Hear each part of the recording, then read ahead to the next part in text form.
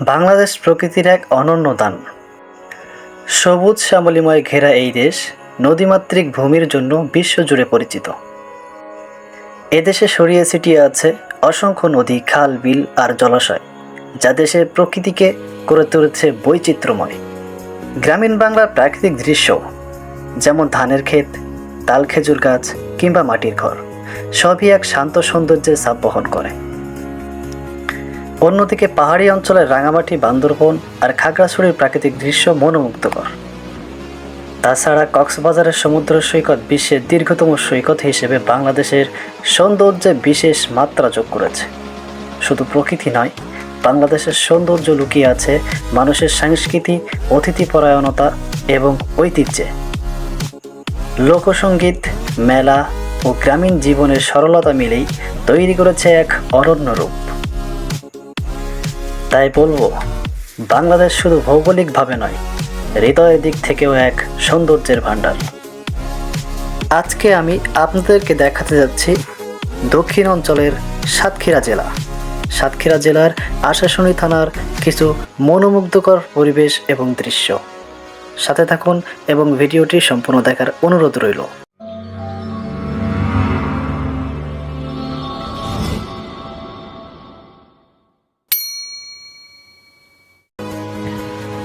Guys, দেখতে পাচ্ছেন এত সুন্দর একটা পরিবেশ, যেটা আপনাদেরকে না দেখিয়ে পারলাম না। পাহাড় ঘেরা, সাথে আপনার এপাশে আছে মনোমুগ্ধকর একটা ঝুলন্ত ব্রিজ, লোহার ব্রিজ। তো আমরা নিচে যাব, চলুন নিচের দিকে নামি। আল্লাহু আকবার।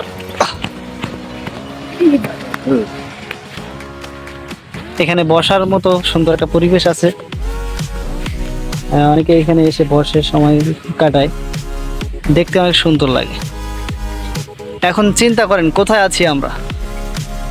অসাধারণ একটি জায়গা। চলুন আরো একটু এক্সপ্লোর করি। এটি হচ্ছে কপোতাক্ষ নদ, আর এটি হচ্ছে চাপড়ার ঝুলন্ত সেই লোহার ব্রিজ। এটা ঝুঁকিপূর্ণ হয়ে যাওয়ার পরে তার পাশে একটি সুন্দর করে ঢালাই ব্রিজ করা হয়েছে। বর্তমানে এটা স্থগিত অবস্থায় আছে এবং এটার উপর দিয়ে যাওয়া আসা সম্পূর্ণ নিষিদ্ধ করা হয়েছে।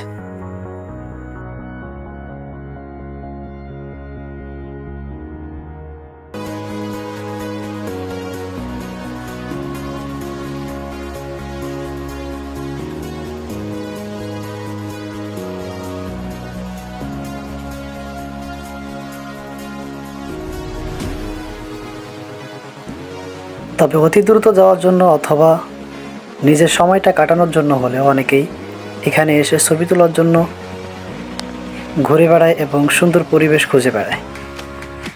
ব্রিজের নিচে এরকম সুন্দর মনোরম পরিবেশ পেয়ে যাবেন, যেখানে আপনি আপনার ফ্যামিলি সহ নিয়ে এসে সময় কাটাতে পারবেন।